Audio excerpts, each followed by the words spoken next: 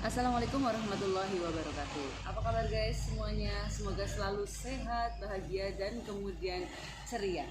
Saya sekarang berada di Toko Laksana Komputer Majenang. LK selalu menyediakan buku-buku bacaan yang bisa membuat kita menambah wawasan. Salah satunya adalah buku tentang belajar goblok ala Bob Sadino.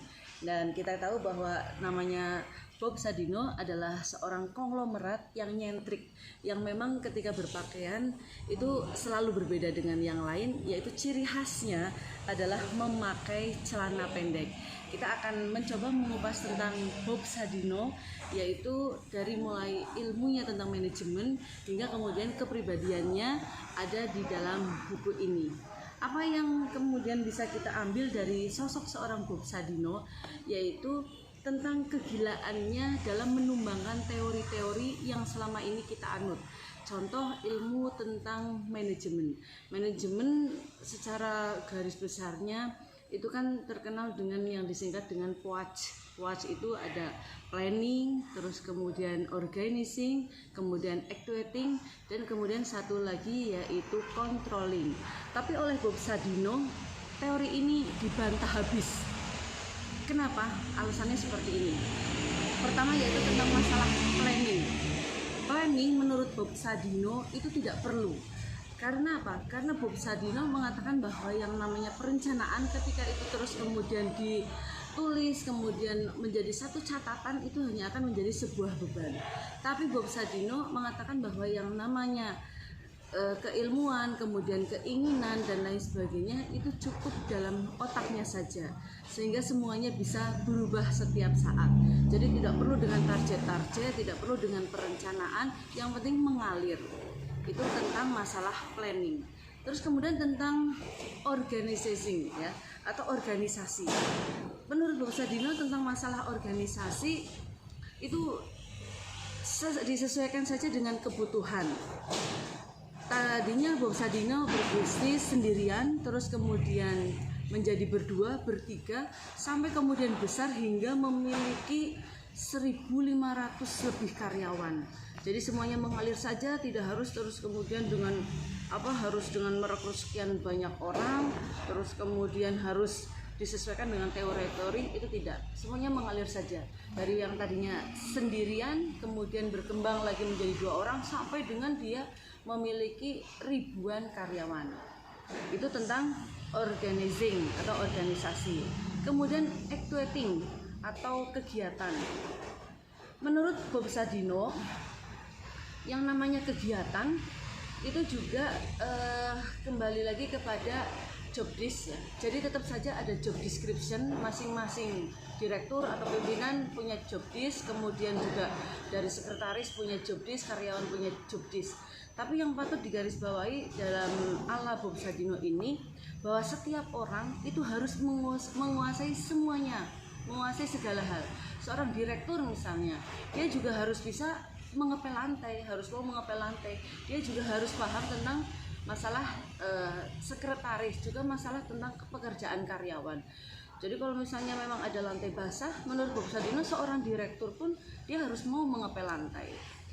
Kemudian apalagi ya, kalau misalnya ada seorang pegawai ya, kemudian pegawai dia memang ada job desk-nya apa, kemudian dia dibantu oleh temannya, ya tidak ada masalah. Yang penting bagaimana antara bos kemudian karyawan itu memiliki rasa yang tinggi terhadap masalah kepemilikan perusahaan. Jadi punya masalah belonging ya, masalah kepemilikan, dia punya rasa kepemilikan yang besar terhadap perusahaan. Itu tentang actuating. Terus kemudian teori manajemen yang selanjutnya yaitu controlling. Tadi sudah tentang planning, organizing, kemudian actuating, controlling. Yang unik dari Bob Sadino sama sekali tidak pernah mengaudit atau tidak pernah mengontrol keuangannya. Ini memang benar-benar gila, tapi ternyata dilakukan oleh seorang Bob Sadino. Jadi dia membiarkan karyawannya untuk berbuat salah.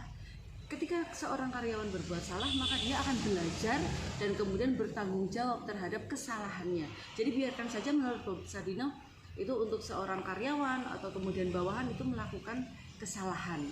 dan tidak pernah yang namanya Bob Sadino itu mengontrol keuangannya. Ini yang paling unik sekali dari tentang ilmu manajemen ala Bob Sadino. Evaluasi itu juga sama sekali tidak dilakukan oleh seorang Bob Sadino. Jadi biarkan saja karyawan bekerja sungguh-sungguh, terus kemudian nanti dia juga akan belajar bagaimana agar dia meningkatkan kualitas dirinya. Manajemen kekeluargaan yang unik dari seorang Bob Sadino. Bob Sadino sama sekali tidak melibatkan keluarganya dalam bisnis raksasanya. Anak-anaknya pun tidak dilibatkan dalam bisnis. Alasan dari Bob Sadino kenapa dia tidak merekrut saudara-saudaranya, karena banyak kejadian ketika karyawannya itu seorang saudara atau mungkin anak dan lain sebagainya, maka akan banyak sekali keretakan hubungan kekeluargaan karena masalah perusahaan. Entah itu gontok-gontokan mana yang akan lebih banyak untungnya, terus kemudian tersinggung dan lain sebagainya. Dan menurut Bob Sadino sangat disayangkan ketika sebuah keutuhan keluarga itu kemudian retak hanya karena masalah perusahaan. Manajemen lain yang unik atau yang unik lagi dari seorang Bob Sadino adalah doanya. Doanya Bob Sadino itu gila banget. Dia meminta doa semoga bisa masuk neraka. Ini kan aneh ya, benar-benar aneh. Alasannya kenapa? Karena menurut Bob Sadino, seorang jiwa seperti beliau, seperti kita lah ya, seperti kita itu kan banyak sekali dosanya, banyak sekali maksiatnya, dan tidak layak untuk masuk surga. Masa iya kemudian dia meminta untuk masuk surga? Karena sebetulnya dengan dosa-dosanya dia lebih layak untuk masuk neraka. Oleh karena itu bagaimana dalam kehidupan berikutnya kita berbuat baik, kemudian bisa mengeliminir dosa agar kita tidak berbuat dosa lagi. Ini sesuatu kalau bisa dikaitkan berarti dengan syair tentang ilahilas tulil firdausi ahla ya, bahwa saya itu banyak sekali dosanya dan tidak pantas menjadi ahli surga, tapi saya juga tidak kuat menjalani siksa neraka.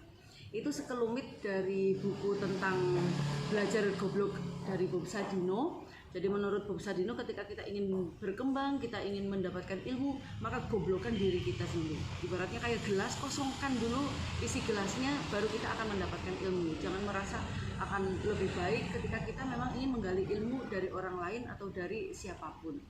Sekelumit saja itu yang bisa saya sampaikan tentang belajar goblok dari Bob Sadino. Silahkan untuk datang ke Laksana Komputer, masih banyak sekali buku-buku tentang ekonomi, buku tentang biografi, buku agama dan lain sebagainya. Karena Laksana Komputer adalah toko buku pertama dan terlaris di Majenang. Jangan lupa kemudian untuk subscribe, like, komen di channel YouTube saya Pak Iko Subki. Terima kasih. Saya tunggu kedatangannya di Laksana Komputer Majenang. Wassalamualaikum warahmatullahi wabarakatuh.